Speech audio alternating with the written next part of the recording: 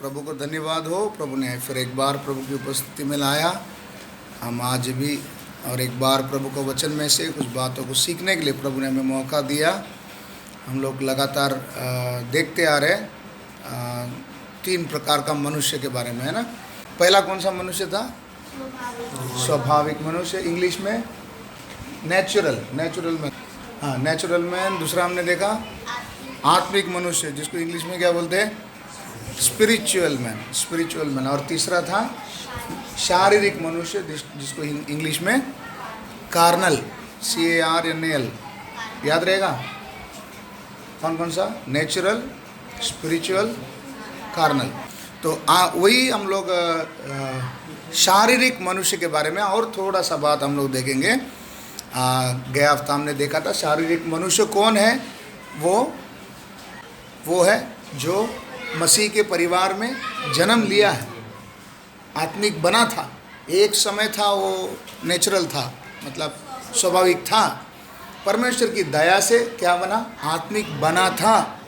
लेकिन कई दिन बीतने के बाद फिर वो क्या बन गया? दिखने में कौन है? आत्मिक है, लेकिन चाल चलन पूरा किसका जैसा? स्वाभाविक।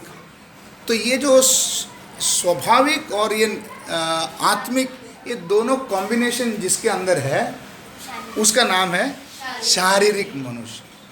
तो ये शारीरिक मनुष्य का दशा को हम लोग पिछले सप्ताह देखा। शारीरिक मनुष्य भी परमेश्वर के राज्य में क्या नहीं कर सकता? प्रवेश नहीं कर सकता। और आत्मिक बातों को ये क्या नहीं कर पाएगा? समझ ही नहीं पाएगा। जैसे नेचुरल मैन है स्वाभाविक मनुष्य, वैसे इसको भी आत्मिक बातों पर रुचि नहीं रहेगी।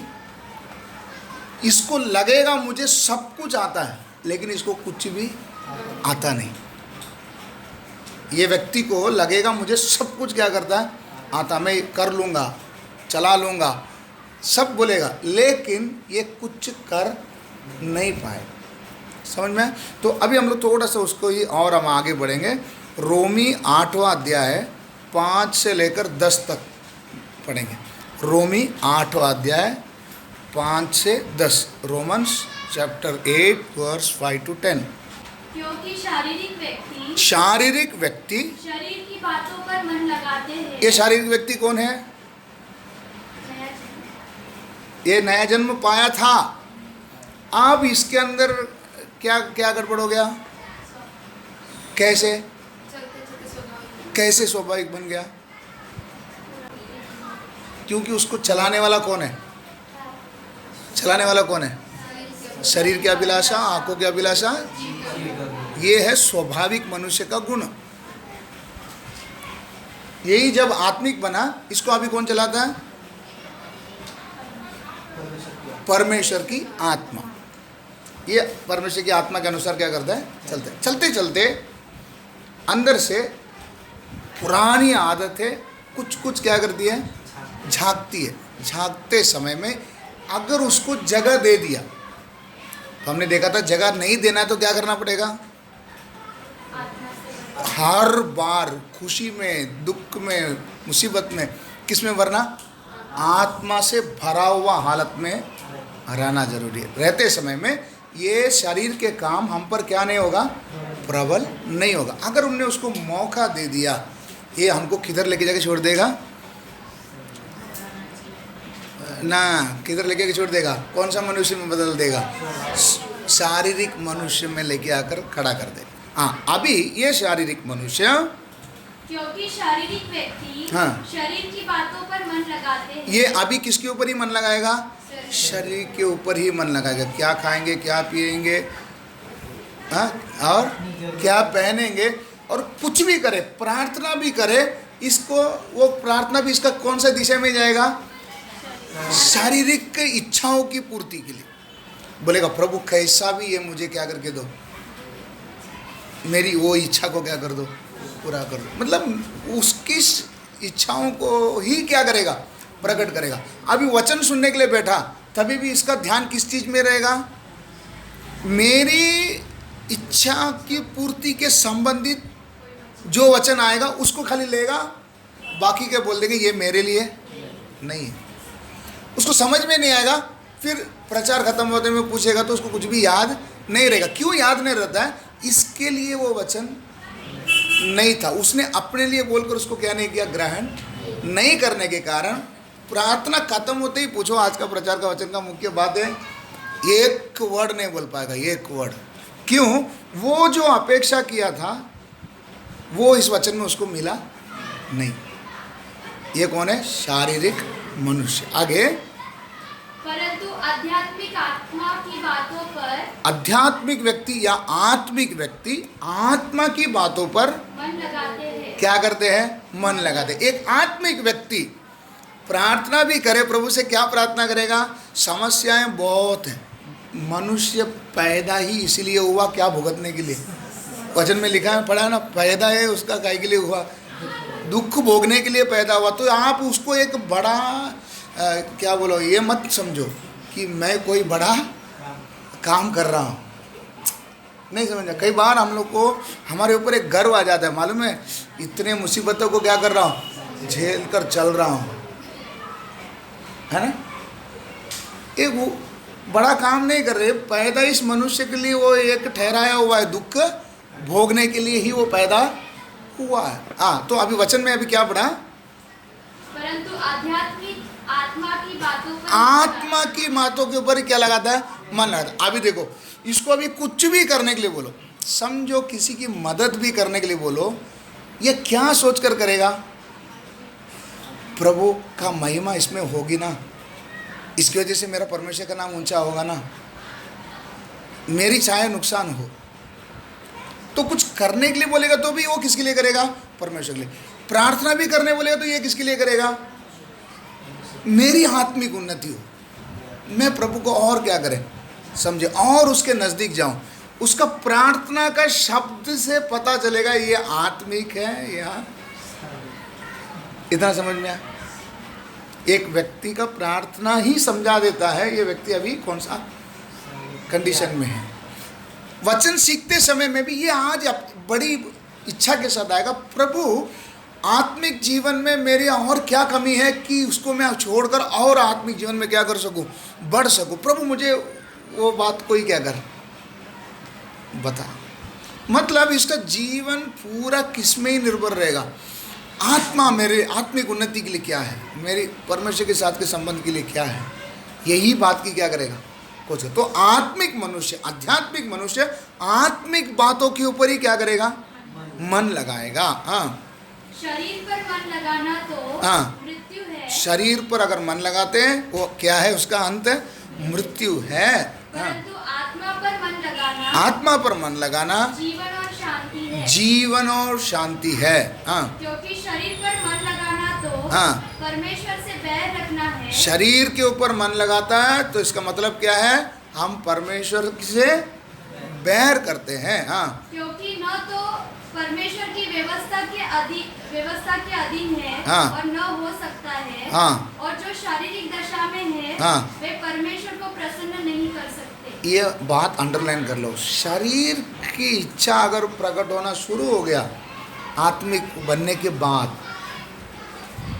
आप कभी परमेश्वर को क्या नहीं कर पाएंगे? प्रसन्न नहीं कर पाएंगे।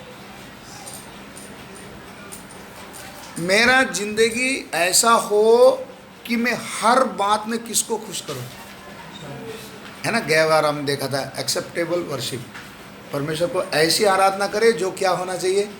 ग्रहण योग्य हो। परमेश्वर मुझे ग्रहण करना है, मेरी आराधना को ग्रहण करना है, मेरी कामों को ग्रहण करना है। आप उसको मुझे अगर खुश करना है तो मुझे क्या बन के रहना पड़ेगा? आत्मिक। क्या बन के रहना पड़ेगा? आत्मिक बन के रहना। शारीरिक मनुष्य परमेश्वर को कभी क्या नहीं कर सकता? प्रसन्न नहीं कर सकता। मैं आपको गया बार भी बताया था, भाई बहन याद रखना, 100% दूध से धुला हुआ कोई भी नहीं है, सबके अंदर कमियां हैं। लेकिन जब वो शारीरिकता उठती है उसको उठने मत देना। 2 काम कराने के लिए बोला था, एक तो उसको परमेश्वर की आज्ञाकारी बनाओ, या तो उसको मुंडी क्या करा? तोड़ दो कि वो किसी के काम में नहीं। उसको बोलते क्रूस पर क्या कर दो? चढ़ा। ये काम करते करते क्या लेके जाना, स्टार। क्या लेना, स्टार। हाँ। इस चीज में अब मेरे को रुचि है ही नहीं, है ना। एक बार फिनी पास्टर ऐसे बताए थे, मेरे सामने बटाटा और चिकन दोनों एक जैसा। क्या बोले, हम लोग को ये दोनों में क्या लगता है, लगता है। पास्टर बोल रहे थे कि ये दोनों मेरे लिए एक बराबर है। हम बोलेंगे ये लोग शायद मुंह से ऐसे बोलते होंगे, नहीं भाई, सच बात है। इन्होंने अपनी वो इच्छा को क्या कर दिया, गला तोड़ दिया कि अब उनको बटाटा और चिकन दोनों सेम लगता है। बात सबको समझ में आ रहा है। तो मेरा भी जीवन ऐसा ही बनना है प्रभु। मैं इसके लिए ये नहीं बोलता हूँ कि फिनी पास्टर ने ऐसा किया तो मुझे भी वैसे बनना, वो बात नहीं है। मेरा जीवन शैली अलग है, उसमें जिस चीज़ को ज़्यादा मुख्यत्व देता हूँ प्रभु, उसमें से मेरे को अभी क्या करना, हाँ, वो मेरे लिए अभी क्या लगना चाहिए, रेगुलर नॉर्मल लगना चाहिए, वो मेरे लिए स्पेशल ना रहे।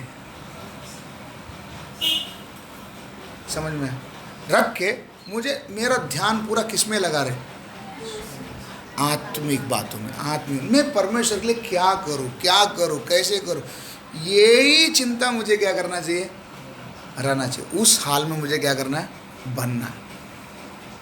ठीक है ना। तो हाँ, आगे पढ़ेंगे। 10 तक हो गया।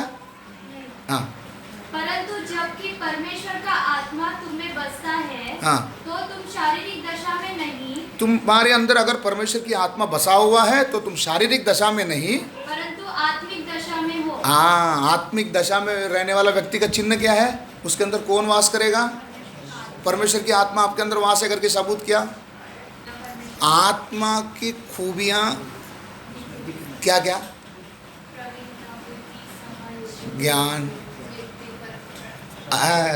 याद है ना, अभी तो याद आ रहा है। ये सब क्या करेगा, दिखेगा। अभी भी एक चीज को समझाने के लिए 10 शब्द का इस्तेमाल करेगा तो समझ में आता है। सीधी बात है, ये कौन नहीं है, ये कौन नहीं है, आत्मिक नहीं है। परमेश्वर की आत्मा वास करती भी होगी तो उन्होंने आत्मा को जगह नहीं दी। वो में समझ में आया। जस्ट देखो, मेरा इशारा को समझने की कोशिश करो, मैं क्या बोलना चाहता हूँ। एक विषय को खाली मैंने टच कर दिया, आगे का पूरा आपको क्या आना चाहिए। हाँ, ये प्रवीण था। समझ में आया। प्रभु से यही प्रार्थना करना है, उतना कुशल क्या करना है, बनना है। तो जिसके अंदर परमेश्वर की आत्मा वास करती है, पवित्र आत्मा पाया का पहला चिन्ह क्या है, मैं कई दिनों पहले बताया था। पवित्र जीवन का क्या रहेगा, भूख खोजी। पवित्रताई में दाग लगने नहीं देगा। पवित्र आत्मा पाया होगा।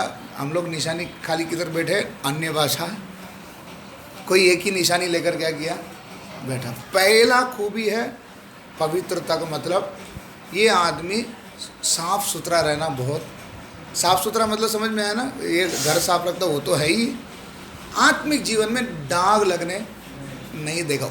उस बात में क्या रहेगा, बहुत सतर्क रहे। और बाकी ये सारे खूबियाँ उसके अंदर क्या करेगी, दिखाई देगी। ये बोल कर नहीं दिखाएगा, सामने वाला देखकर समझ लेगा, सचमुच तेरे अंदर जो ज्ञान है ऐसा किसी और में नहीं है। ये सामने वाला क्या करना चाहिए, समझना चाहिए। साल बीत गए, एक तो अंदर आने दे, एक तो इतना समझ में आया। हाँ, आगे पढ़िए। यदि किसी में मसीह का आत्मा नहीं, हाँ, तो वह उसका जन नहीं, उसका जन नहीं, परमेश्वर का जन नहीं। 10 हो गया पूरा। हाँ, यदि मसीह तुम में है, हाँ, तो देह पाप के कारण मरी हुई है, हाँ, परंतु आत्मा धर्म के कारण जीवित है। हाँ, हो गया। ठीक है। तो ये भी, ये वचन को आप फिर एक बार घर में जाकर पढ़ लेना। आत्मिक मनुष्य, शारीरिक मनुष्य का। फर्क इसमें क्या किया है, बताया गया। तो अभी हम देखेंगे शारीरिक मनुष्य के बारे में और थोड़ी सी बातों को। हमारा ये मसीह के अंदर आने से पहले हमारा आना कैसा हुआ। हमने कई वचन बाइबल में से पढ़े हैं। एक वचन हम जानते हैं, तुमने मुझे नहीं चुना, मैंने तुमको चुना। ये बात हमने देखा। पिता ने अपने प्रेम से हमें आकर्षित करके किसके पास ले आया, यीशु मसीह के पास लेके आया। उसके अलावा हम देखते हैं, हम लोग इसीलिए प्रेम करते हैं परमेश्वर से क्योंकि उसने पहले हमसे क्या किया, प्रेम किया। माँ के गर्भ में रचने से पहले उसने, उसकी आंखों ने मेरी बेडोल तत्वों को क्या किया, देखा। जन्म होने से पहले उसने मुझे चुन लिया। ऐसी कई बातों को हम लोग वचनों में से क्या करते, देखते समय। एक और वचन उससे संबंधित है, यशाया 65 का 1 हम पढ़ेंगे। यशाया 65 का 1। जो मुझको पूछते भी न थे, इधर परमेश्वर बोल रहे हैं, जो मुझको पूछते भी नहीं थे वे मेरे खोजी है। वे मेरे खोजी है। जो मुझे ढूंढते भी न थे, एक समय वो मुझे ढूंढते भी नहीं थे, उन्होंने मुझे पा लिया। उन्होंने मुझे पा लिया। और जो जाति मेरी नहीं कहलाई थी, जो जाति मेरी नहीं कहलाई थी, उससे भी मैं कहता हूँ, उससे भी मैं कहता हूँ, देख मैं उपस्थित हूँ। देख मैं उपस्थित हूँ। यही वचन को मैं दूसरा एक ट्रांसलेशन में पढ़ता हूँ। असली में उसमें अभी जो आप पढ़ रहे हैं उसमें उसका सही अर्थ समझ नहीं पा रहे हैं। देखो, जो मुझे पूछते भी न थे उनको मैंने अपने खोजी बनने दिया। ये वचन का अर्थ क्या है, बनने का एक क्या दिया, मौका दिया। जो पहला लाइन वापस पढ़ रहा हूँ, जो मुझे पूछते भी नहीं थे उनको मैंने अपनी खोजी बनने दिया। अगला लाइन है, जो मुझे खोजते भी न थे उनसे मैं मिला। मैं मिला, परमेश्वर क्या बोलता है, मैं उनसे क्या किया। आप और मैं एक समय क्या परमेश्वर की खोजी थे, परमेश्वर को ढूंढने वाले थे। कभी परमेश्वर की उसे पूछते थे नहीं, लेकिन स्वयं उसने अपना खोजी बनाया, मुझे उनको खोजने वाला बनाया। ढूंढ ढूंढ कर खरा परमेश्वर कौन है ढूंढने के लिए मुझे रखा। प्लस वो खुद मुझे क्या करने को आया, मिलने को आया। जिस जाति ने मुझे नाम लेकर नहीं पुकारा उससे मैंने कहा, मैं यहाँ हूँ, यहाँ मैं यहाँ हूँ। इसका मतलब ये वचन का सही अर्थ क्या है, मैंने नहीं ढूंढ के आया, मैंने उसके बारे में पूछा तक नहीं। उस हालत में उसने मुझे उसका खोजी बनाया और उसने अपने आप को मुझे क्या किया, प्रकट किया। इसको हम लोग नए नियम का भाषा में हम बोलते हैं, उनका अनुग्रह है कि हम यहाँ पर हैं। मेरा उद्धार कैसा हुआ, अनुग्रह से। ये वचन को आप इसका अर्थ समझ लिया ना। ये वचन का बोलने का उद्देश्य ये है, मैंने नहीं कुछ किया, उसने मुझे खोजी बनाया, उसने मुझे अपने आप को क्या किया, प्रकट किया और कहा मैं हूँ। समझ में? तो मेरी शुरुआत किधर से हुई। एक समय स्वाभाविक थे, हम अपने हाल में घूम रहे थे, लेकिन उसने मुझे इस हाल में क्या किया, लेकर आया। दया के कारण, अनुग्रह के कारण मुझे लेकर आया, तैयार किया, आत्मिक बनाया। सौभाग्य समझे, क्या समझे, सौभाग्य। कितनों को ना मिला वह सौभाग्य प्रभु ने मुझे दिया। क्या दिया, यशाया 65:1 में क्या पढ़ा, उसने मुझे उसका खोजी बनाया। उसका खोजी बोलेगा तो उसको ढूंढने वाला, उसको और चाहने वाला बनाया मुझे। प्लस उसने मुझे अपने आप को क्या करके दिया, प्रकट करके दिया। मुझ पर इतना दया करके मुझे एक आत्मिक बनाया था। लेकिन मैं अभी क्या कर रहा हूँ, समय बीतने के बाद जब मेरे अंदर आत्मिक घमंड आई। क्या है? आत्मिक घमंड। आत्मिक घमंड को हम लोग अगर थोड़ा सा बोलेंगे तो मैं ऐसा समझाना चाहूँगा, मेरी गलतियों के लिए, मैं जो करने वाले पाप के लिए मैं दूसरों को कारण बनाता हूँ। आत्मिक घमंड का पहला बात क्या है? मैं करने वाले अभी जो गलती हो रही है मेरे जीवन से, या मैं कर रहा हूँ, करने जा रहा हूँ, इसको मैं किसी और को क्या ठहराता हूँ? दोषी ठहराता हूँ। जैसा आदम ने बोला, प्रभु मैं नहीं, तूने बनाकर दिया हुआ स्त्री ने मुझे इस हाल में क्या किया। आत्मिक थे, लेकिन जब अंदर से शरीर के काम प्रकट होने लगे, तब मैंने मेरे ऊपर वो ब्लेम नहीं किया। मैंने किसके ऊपर उंगली उठाया? मैंने किसी और के ऊपर क्या लगाया? दोष लगाकर बोला कि ये मैं इस कारण से मुझे ये क्या करना पड़ा। हमने परमेश्वर का वो अनुग्रह को भुला दिया, उस प्रेम को भुला दिया, और अभी मेरी शरीर की इच्छा की पूर्ति के लिए मैं किसी और को दोष लगाकर मेरी इच्छाओं को क्या कर रहा हूँ? पूरा कर रहा हूँ। और अभी भी खुद को क्या साबित कर रहा हूँ? आत्मिक हूँ। ये है कौन सा मनुष्य? शारीरिक मनुष्य।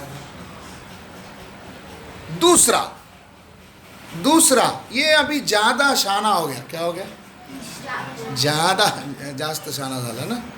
कैसे जास्त शाना बन गया? अभी ये क्या कर रहा मालूम है? ये बोलता है गलती तो करना है, लेकिन मैं किसी को मेरे साथ गिराऊंगा नहीं। जो भी कुछ है उसका कारण कौन रहेगा? मैं ही रहूँगा। अभी समझो कई बार मेरे को कुछ काम करना है, तो मैं किसी और को मेरे साथ में क्या करेगा?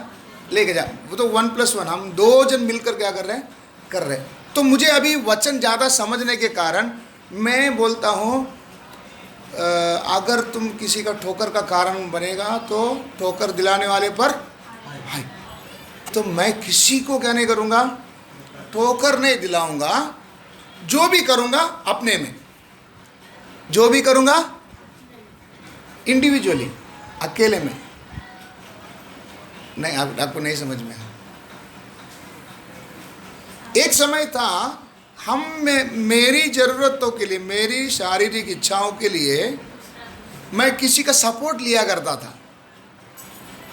बेचारा बाद में फंसकर बदनाम होकर मैं सेफ हो जाता था। बाद में समझ आया, वचन थोड़ा समझ में आया कि ठोकर खिलाने वाले पर हाय। तो मैं बोला क्यों कर दूसरे को ठोकर करूं? अभी जो भी कुछ करूं खुद करूं, इंडिविजुअली। इसको बोलते हैं गुप्त पाप। कौन सा पाप? दाऊद परमेश्वर से ही प्रार्थना करते, प्रभु डिठाई के पाप, गुप्त पाप से मुझे क्या कर। ये गुप्त पाप क्या होता है? ये किसी को ठोकर नहीं देगा। बोलेगा मैं थोड़ी किसी को ठोकर दे रहा हूँ, मैं तो जो भी कर रहा हूँ अपने ही खुद कर रहा हूँ, और इसका जो भी माइनस प्लस जो भी होगा कौन झेलेगा? मैं झेलूँगा। इसको कौन सा पाप बोलते हैं? गुप्त पाप। इसी के लिए पौलुस कलीसिया को देखकर बोलता है, यदि कोई इस मंदिर को नाश करेगा, मतलब मैं बोलता किसी को ठोकर नहीं देता हूँ, जो भी कर रहा हूँ उसका जिम्मेदार मैं ही हूँ, और मैं अपने में ही क्या कर लेता हूँ? इन शारीरिक इच्छाओं को क्या कर लेता हूँ?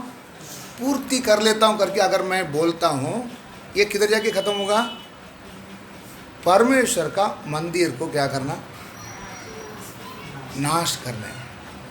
अगर मैं खुद में ये जो मंदिर को अगर नाश कर रहा हूँ, परमेश्वर क्या करेगा? उसका नाश करेगा। आत्मिक मनुष्य वचन अभी इसको बहुत अच्छा से मालूम होने के कारण ये एक चीज को कई वचनों से क्या कर देगा, साबित कर देगा ये सही है। इसलिए बोलते दिखने में कौन रहेगा, आत्मिक, लेकिन काम पूरा किसका, शारीरिक। इसको बोलते हैं शारीरिक मनुष्य। इतना आपको अच्छे समझ में आ गया। तो आत्मिक जीवन से शारीरिक जीवन में जाना हम सोचते हैं ये प्रमोशन है, लेकिन ये प्रमोशन नहीं है, ये क्या है, पीछे हटना, डिमोशन है। ये क्या है, डिमोशन, पीछे हटना। तो हल पर हाथ रखकर जो पीछे मुड़कर देखता वो मेरे योग्य के नहीं है। लूका 9:62 पढ़िए, लूका 9:62, 9:62।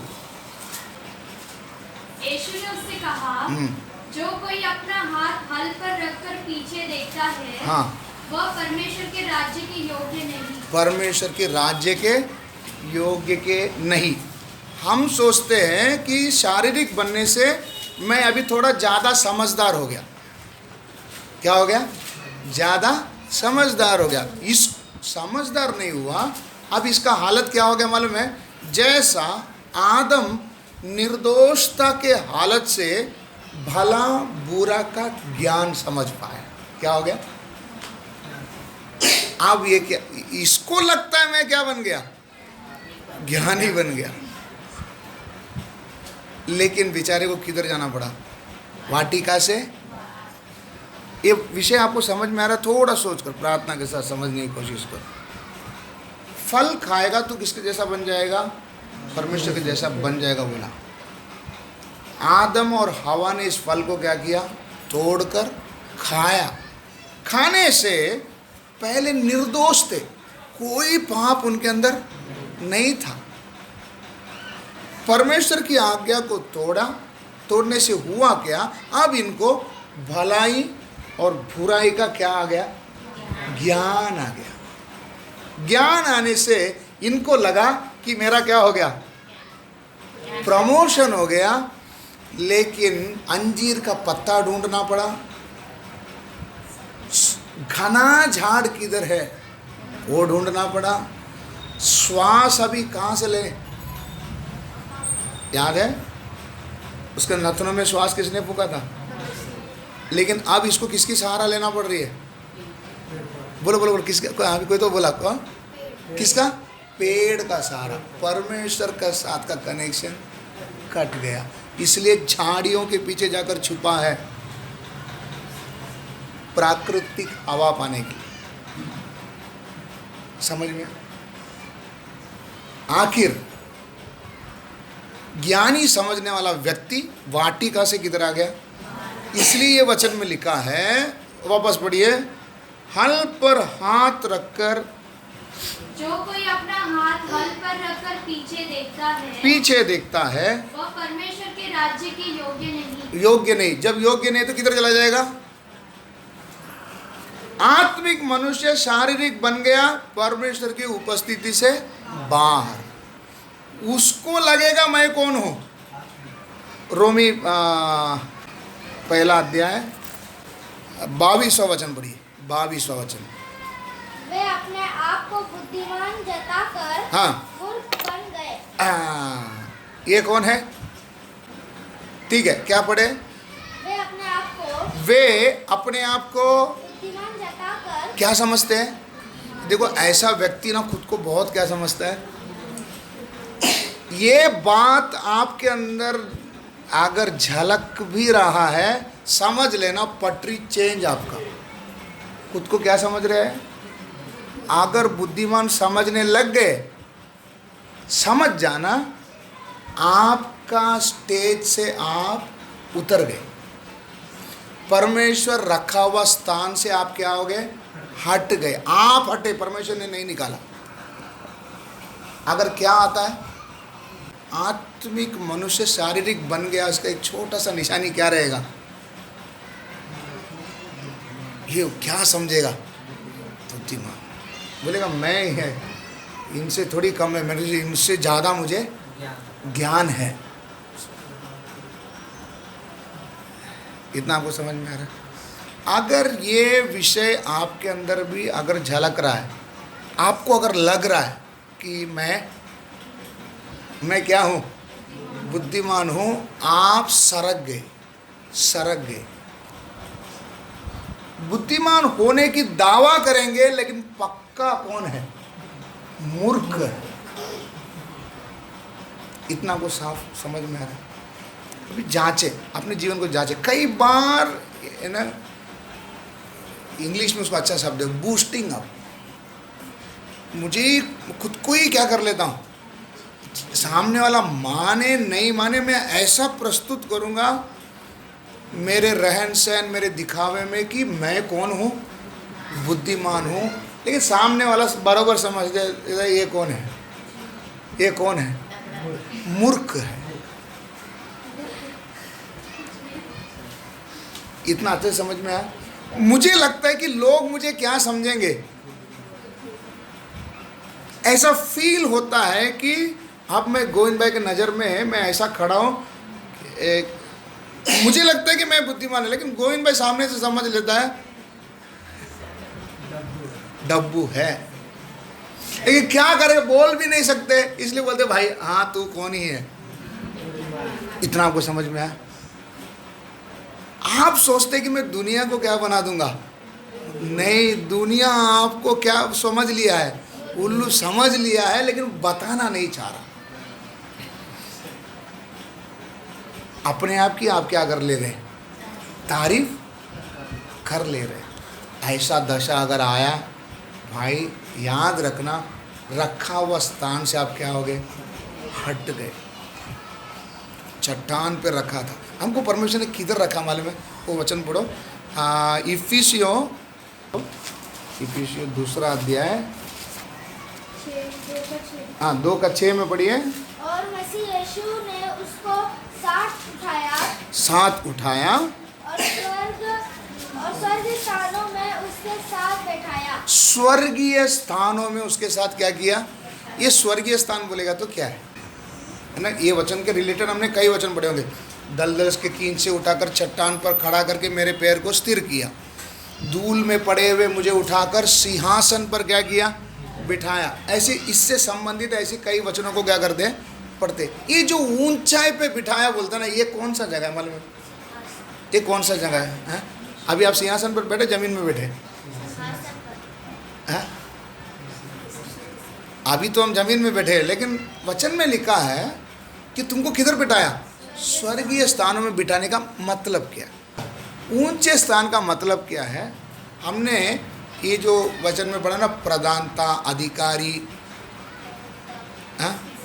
हाँ ये हमने पढ़ा है ना। शैतान कितने, उनका ग्रुप्स क्या है, क्या क्या? सबसे पहले शैतान, उसके नीचे कौन है? लूसीफर के नीचे कौन है? प्रधानताएं, उसके नीचे अधिकारियां, और बाद में आकाश मंडल में घूमने वाले अंधकार के आत्माएं। ये पढ़े हैं ना हम लोग। ऊंचे पर बिठाने का मतलब क्या है? इन सब के ऊपर बिठाना। इन सब के ऊपर बिठा मतलब ये सब किधर है? मेरे पैर के नीचे। मेरा स्थान किधर है? इतना ऊंचा में बिठाया है मुझे। रखा हुआ स्थान से सरकने के लिए ज़्यादा समय नहीं लगेगा। एक घमंड आ जाए कि मैं भी कौन हूँ, बुद्धिमान हूँ। बुद्धिमान का मतलब मैं ये नहीं बोल रहा हूँ, तो ऐसा नहीं लगेगा। मैं बुद्धिमान होने का दावा करेंगे हम लोग। क्या करेंगे? वचन से हटने के बाद सबके सामने पेश तो होना है ना कि मैं अच्छा हूँ। बुद्धिमान होने का मतलब आपको अर्थ समझ में आ रहा, नहीं समझ में आ रहा है? ये बुद्धिमान होने का भी देखो, फेशियल कौन करता है? फेशियल कौन करता है? जिसको लगता है कि मैं गंदा हूं, वही क्या करता है? इतना समझ में?